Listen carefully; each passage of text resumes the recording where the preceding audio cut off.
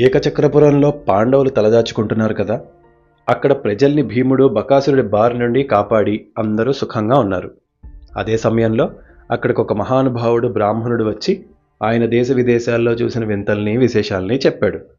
అందులో భాగంగా ద్రుపదుడు చేసిన యాగం, దృష్టద్యుమ్నుడి ద్రౌపది పుట్టుకల్ని చెప్పాడు. Welcome to gossip tree.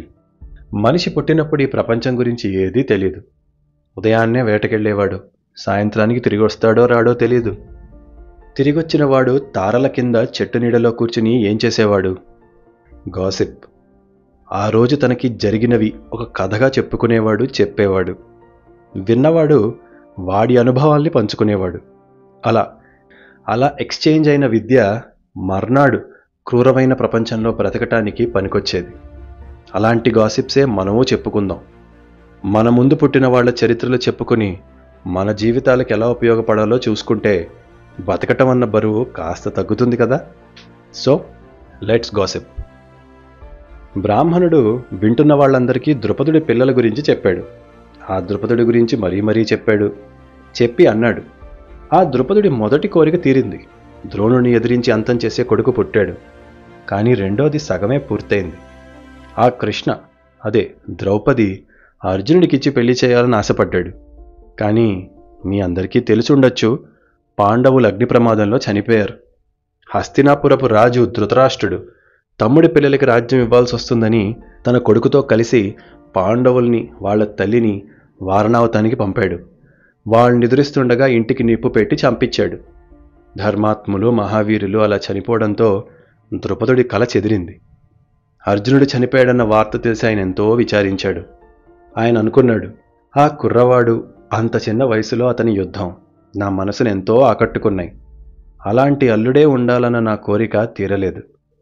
అంత చిన్న వయసులో చనిపోవటం చాలా బాధాకరం అనుకున్నాడు. అయితే ఆయన దగ్గరున్న పురోహితుడు మహాజ్ఞాని.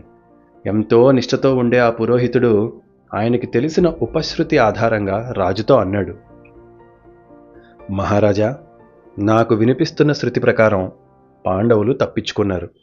మన గూఢచారులు లాంటి వార్తనే చెప్తున్నారు. వాళ్ళు ఎక్కడికి వెళ్ళారో తెలియదు, కానీ లక్క ఇంటి మంటలని వాళ్ళు తప్పించుకోగలిగారు. వాళ్ల బుద్ధిబలం, కండబలం, వాళ్లకున్న దైవబలం అలాంటివి. కనుక మన కృష్ణకి స్వయంవరం ఏర్పాటు చేయండి. అర్జునుడు ఎవరో గుర్తుపట్టడానికి మత్స్య యంత్రాన్ని పెట్టించండి. అది కొట్టగలిగిన వీరుడు అర్జునుడో లేక అర్జునుడు లేని పక్షాన అంతటి మహావీరుడోనే అవుతాడు అని అన్నాడు. ద్రుపదుడు ఈ మాట విని సంతోషించాడు. అర్జునుడు బతికే ఉండొచ్చు అన్న ఆశ చిగురించి చేయాల్సిన ఏర్పాట్లన్నీ చేశాడు. ఇది చెప్పి ఆ వచ్చిన మహానుభావుడు అన్నాడు, పుష్యమాసం శుక్లపక్షం ఏకాదశి నాడు రోహిణీ నక్షత్రంలో ఈ స్వయంవరం జరుగుతుంది. అంటే నేటికి ఇంకా 75 రోజుల తర్వాత. కుంతిని చూసి అన్నాడు, నేనక్కడికే వెళ్తున్నా, మీరు కూడా నాతో పాటు వస్తారా? అక్కడ బ్రాహ్మణులకి దాన ధర్మాలు బాగా ఇస్తారు. అడగకుండానే ఆతిథ్యం ఇచ్చేవారు ఆ దేశంలో చాలామంది ఉన్నారు. నా శిష్యులతో పాటు మీరు నాతో రండి అని ఆహ్వానించాడు. అంతేకాదు, ఆ మహాసౌందర్యవతి ద్రౌపదిని కూడా మీ కళ్ళతో మీరే చూడొచ్చు అని అర్జునుడిని చూసి పరిహాసంగా అన్నాడు. ఏమోయ్, వీలైతే నువ్వు చేసుకుందుగానిలే ఆవిడ్ని పెళ్ళి, నాతో రా అని నవ్వాడు. అందరూ చిన్నగా నవ్వుకున్నారు. అయితే కుంతి ఒకటి గమనించింది. ద్రౌపది అన్న మాట చెప్పగానే అర్జునుడు మాత్రమే కాదు, 5 పాండవులు ఆవిడ మీద ఆసక్తి ఉన్నవారై మొహంలో సంతోషాన్ని పొందారు. వాళ్ళందరూ ఆవిడ పట్ల ఏకకాలంలో ఆశపడుతున్నట్లు మౌనంగా గమనించిన కుంతికి తెలిసిపోయింది. ఆవిడ ధర్మరాజుని పిలిచి అంది, నాయనా, మనం ఈ బ్రాహ్మణుడి దయ వల్ల ఇంతకాలం చాలా సుఖంగా ఉన్నాం. ఇక్కడ మరీ ఎక్కువ కాలం ఉండకూడదు. ఈ అడవులు, ఉద్యానవనాలు మనం ఈపాటికే చాలా చూసేశాం. ఇక చాలు. ద్రుపదుడి రాజ్యంలో మనకి మంచి జరుగుతుంది అన్న భావం నాకు బలంగా ఉంది. నువ్వేమంటావు అని అడిగింది. ధర్మరాజు కూడా ఆవిడ మాటకి ఒప్పుకుని తమ్ముళ్ళకి చెప్పాడు. అందరూ ఆ వచ్చిన బ్రాహ్మణుడితో పాటు ద్రౌపదీ స్వయంవరానికి వెళ్దాం అనుకుని ఆ రోజు రాత్రి నిద్రపోయారు. మర్నాడు ఉదయాన్నే వాళ్ళు ఊరు బయలుదేరటానికి సిద్ధపడుతుంటే మహానుభావుడు వ్యాసుడు వచ్చాడు.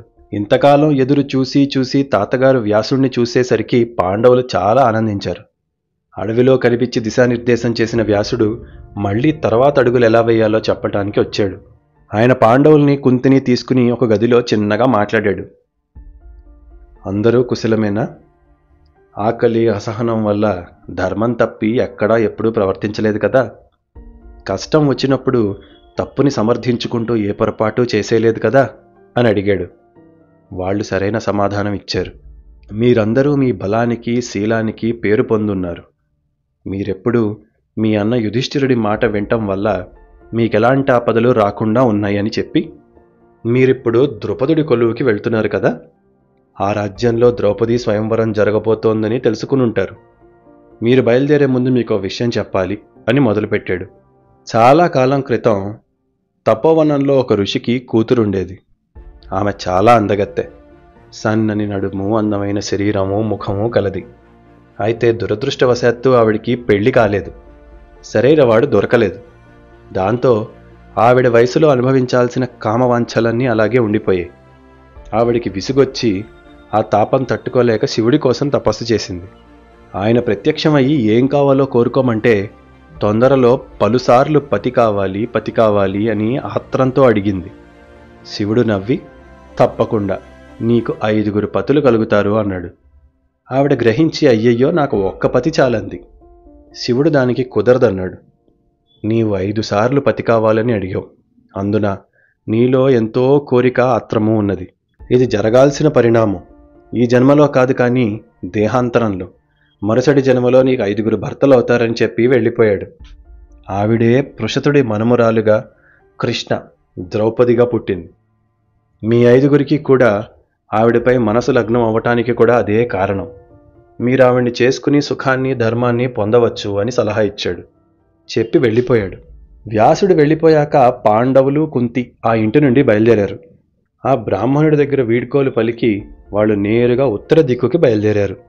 పాంచాల రాజ్యానికి నడుచుకుంటూ ఒక పగలు ఒక రాత్రి ప్రయాణం చేసి గంగ దగ్గరున్న సోమాశ్రయం అన్న తీర్థానికి చేరారు.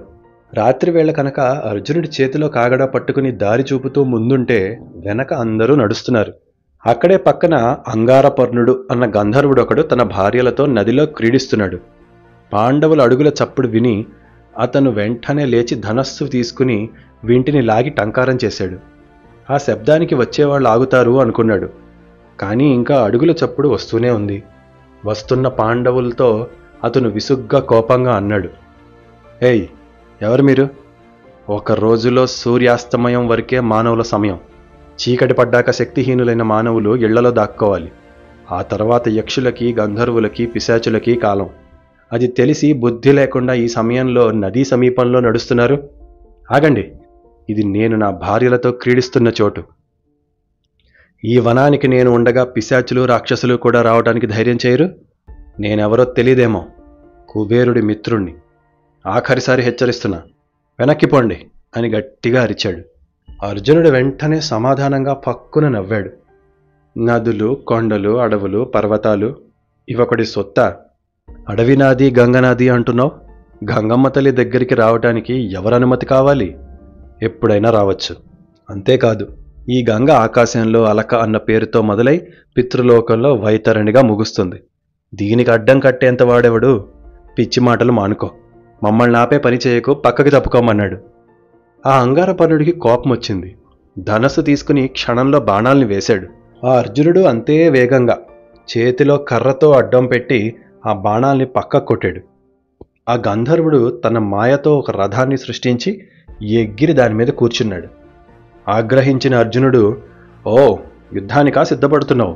నీ మాయలు నా దగ్గర కాదని వెంటనే ఆగ్నేయాస్త్రాన్ని సంధించి వదిలాడు. ఆ ఆగ్నేయం బృహస్పతి సృష్టించాడు. దాన్ని భరద్వాజుడికి ఇచ్చాడు. భరద్వాజుడు ద్రోణుడికి, ఆయన అర్జునుడికి ఇచ్చాడు. దాన్ని మాంచి గురి చూసి ఆ రథం మీదకి వేసేసరికి అది కాలి బూడిదైపోయింది. ఆ మంటల్లో నుండి అంగారపర్ణుడు దూకి పక్కకి పడ్డాడు.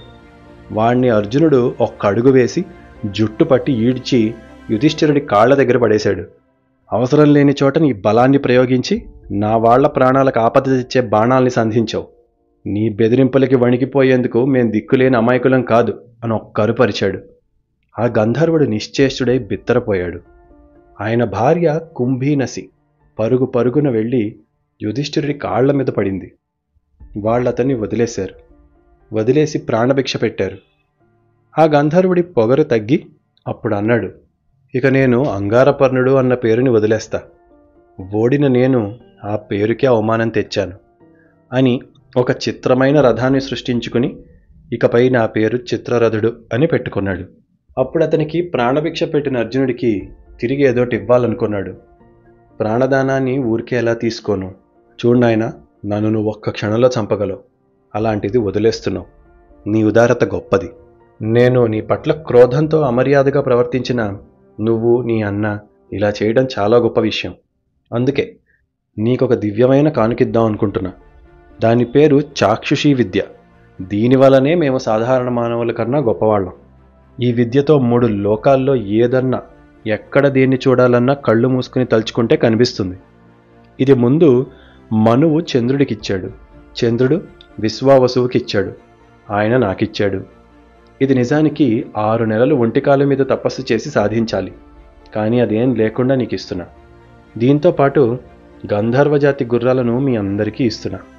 ఇవి గుర్రాలలో దేవతల్లాంటివి అనుకో. ఎప్పుడూ అలసిపోవు, రంగులు నచ్చినట్లు మార్చుకోగలవు, ఎలాంటి దూరాన్నైనా కావాలనుకున్న సమయంలో చేర్చగలవు. ఇవి తీసుకోమన్నాడు. దానికి అర్జునుడు సమాధానంగా, నాకిలాంటి కానుకలు తీసుకోవాలని లేదు.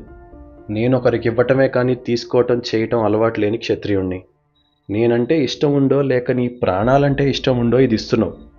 ఇవ్వటం, తీసుకోవటం, రహస్యాలు చెప్పటం, అడగటం, భోజనం చేయటం, పెట్టటం, మైత్రిని వ్యక్తం చేయటంలో ఒక భాగం.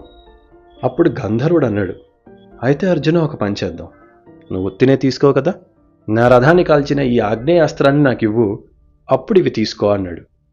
అర్జునుడు దానికి ఒప్పుకుని అలా చేశాడు. ఆగ్నేయాస్త్రాన్ని ఇచ్చి వాటిని తీసుకున్నాడు. అప్పుడు అర్జునుడు ఒక ప్రశ్న అడిగాడు. అది కాదు, మీరంటే అసలు మానవులకి భయం ఎందుకు ఉండాలి? నీకున్న శక్తికి మేమెవరమో తెలుసుకోవచ్చు, అప్పుడు మేము ఎలాంటి వాళ్ళమో తెలుస్తుంది. అంత బలం ఉన్న వాళ్ళము అని తెలిసి కూడా నువ్వెందుకు మా మీద బాణప్రయోగం చేశావు? మేమంటే విలువ లేకుండా అలా ఎందుకు మాట్లాడావు? ముందు చెప్పు అని అడిగాడు. అప్పుడు గంధర్వుడు ఒక రహస్యం చెప్పాడు. ఆ రహస్యం చివర పాండవులకి గొప్ప మేలు చేశాడు. అదేంటో, దానివల్ల పాండవులకి ఏం మేలు జరిగిందో నెక్స్ట్ ఎపిసోడ్లో చెప్పుకుందాం.